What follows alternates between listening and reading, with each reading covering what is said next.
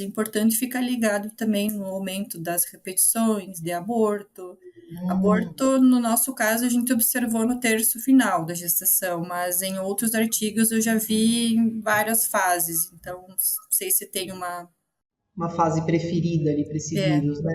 Também nessa questão dos abortos, é importante coletar o maior número possível de abortos, porque a gente viu que na mesma leitegada tem leitão positivo e tem leitão negativo, assim como o PCV2 e o PIRS se comporta dessa maneira.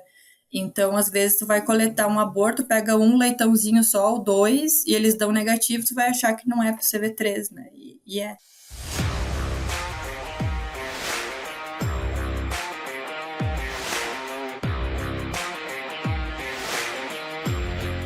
Olá, tudo bom? Você está no Suinocultura Faixa Preta e você chegou para o segundo episódio de um bate-papo super interessante que tivemos com a doutora Franciele Adriane Molossi. Você assistiu o primeiro episódio? Se ainda não assistiu, volta lá e pega o começo da nossa conversa. Se já assistiu, vem que a gente vai fechar esse assunto aqui hoje. Vocês fizeram vários trabalhos com o Circovírus 3 durante o seu doutorado, você publicou alguns deles, né? Me fala o que você achou de interessante de resultado desses trabalhos. Bom, o que, assim, mais interessante desses trabalhos é que a gente conseguiu, primeiro de tudo, comprovar que a doença realmente está no rebanho nacional, e a gente comprovou com hibridização in situ, que é o considerado teste ouro, né, para PCV3, pelo menos até então, né, e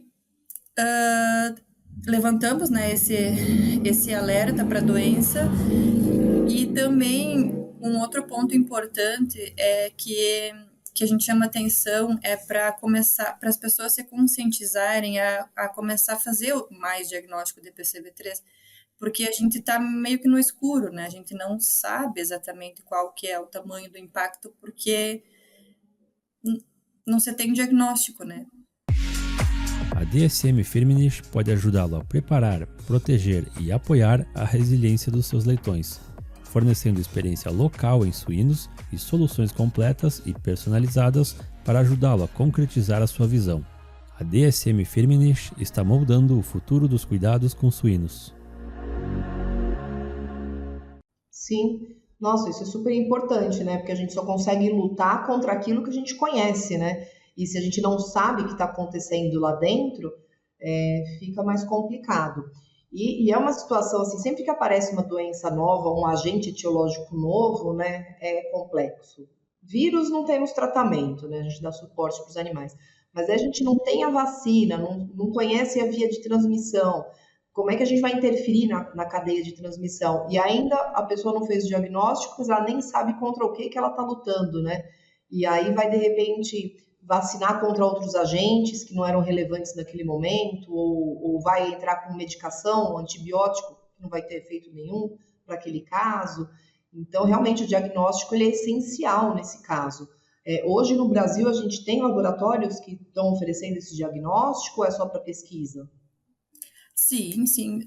Na verdade, o confirmatório, que é a hibridização in situ, para PCV3, que eu saiba, ainda não temos no Brasil, mas na rotina do dia a dia, a gente consegue muito bem fazer diagnóstico de PCV3 associando o histopatológico com um PCR quantitativo.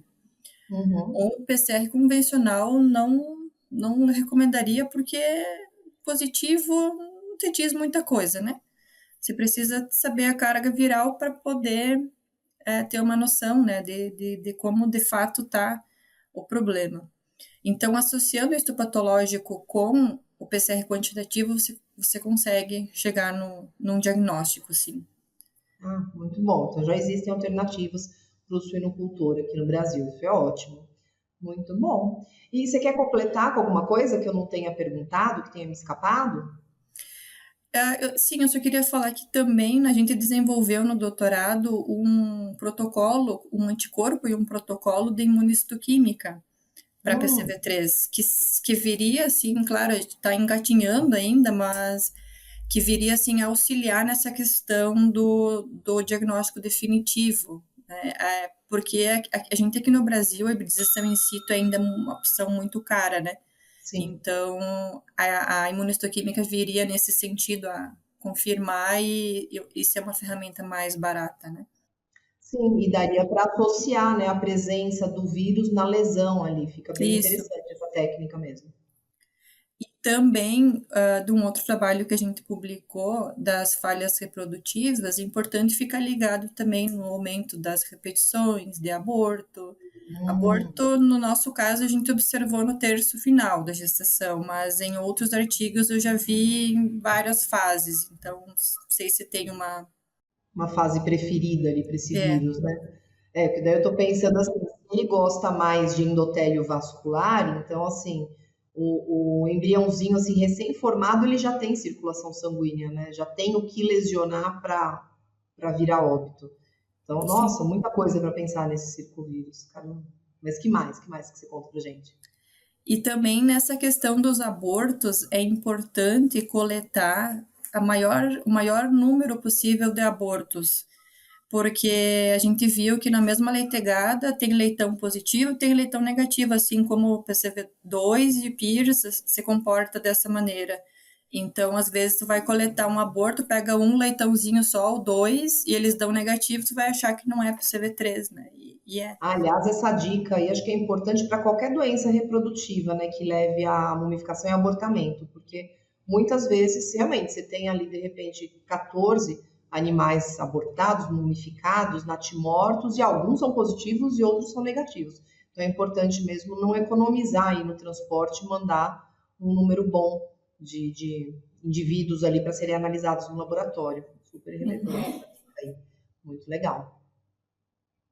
Nossa, eu achei que assim, em poucos minutos você conseguiu me dar um cenário muito interessante do Circovírus 3. Eu acho que tem muita coisa para o pessoal estudar, muita coisa para o pessoal de campo aí ficar atento e trocar informações, né, para a gente conseguir prevenir cada vez mais as doenças aí no nosso plantel. Super agradeço as suas contribuições e se você quiser colocar mais alguma coisa, fica à vontade. Uhum. Bom, eu é que agradeço, né, pela oportunidade e só gostaria de acrescentar ainda que a questão da prevenção para PCV3 ainda é uma... a gente não sabe ao certo, não se tem ainda uma vacina, né? Existem pessoas de maneira empírica fazendo feedback, mas em qual momento que seria o mais adequado é uma incógnita também, porque os leitões já nascem com lesão, então, ou seja, o vírus ele pode infectar o leitão lá no começo da gestação, então você vai fazer um feedback, tem que ser antes da cobertura, no final da gestação já não adianta mais, adianta, enfim, a gente vai lutando com empirismos até chegar a uma solução. E acho que a mensagem que tem que ficar é que a gente precisa fazer diagnóstico, precisa, porque se a gente não souber exatamente qual que é o tamanho do prejuízo, a gente não vai saber ou não vai se mexer para lutar para ter uma prevenção, né? Uma vacina, por exemplo. Né? Eu sei de produtores, inúmeros produtores, que têm uma perda enorme por PCV3. E aí, às vezes, por erro ou falha de diagnóstico, ou até falta de interesse mesmo, porque nasce tanto leitão, né, que na maternidade, às vezes, a pessoa nem, né? Agora, quando mexe com a parte reprodutiva, daí, né, talvez... Aí dói um pouquinho mais, né, atrapalhar o fluxo de produção. Eu acho que tem que conhecer o tamanho da dor mesmo para saber qual é o tamanho do remédio necessário. Exatamente. Então, o diagnóstico é essencial mesmo para saber o quanto está deixando de ganhar ou o quanto está perdendo, porque às vezes já passou o ponto de não retorno, né, já está perdendo mesmo, e fazer as intervenções, né? Enquanto isso, o pessoal da academia, o pessoal da indústria vai correndo atrás, né, de pensar em ferramentas de prevenção, em formas de ajudar o suinocultor, mas o pessoal tem que fazer diagnóstico, não tem como escapar. Muito legal. Isso aí. Então, acho que é isso. Super agradeço a sua participação aqui no Suinocultura Faixa Preta. Aprendemos muito hoje e espero que nós possamos conversar em outras oportunidades. Um super abraço, aí um abraço para todos os ouvintes e até mais. Oi, pessoal, eu sou a Inês Andretta, sou host do podcast Suinocultura Faixa Preta e hoje eu tenho um recado importante para os pesquisadores de plantão. Bom, nós aqui no podcast estamos sempre em busca dos melhores e dos mais recentes projetos de pesquisa para compartilhar com os nossos ouvintes. Então, se você é um pesquisador, tem resultados bacanas e quer vir aqui conversar comigo e compartilhar esses resultados com os nossos ouvintes, esse convite é para você. Manda um e-mail para a gente com os principais resultados. O e-mail é hello@wisenetics.com. A gente aguarda o contato e até a próxima.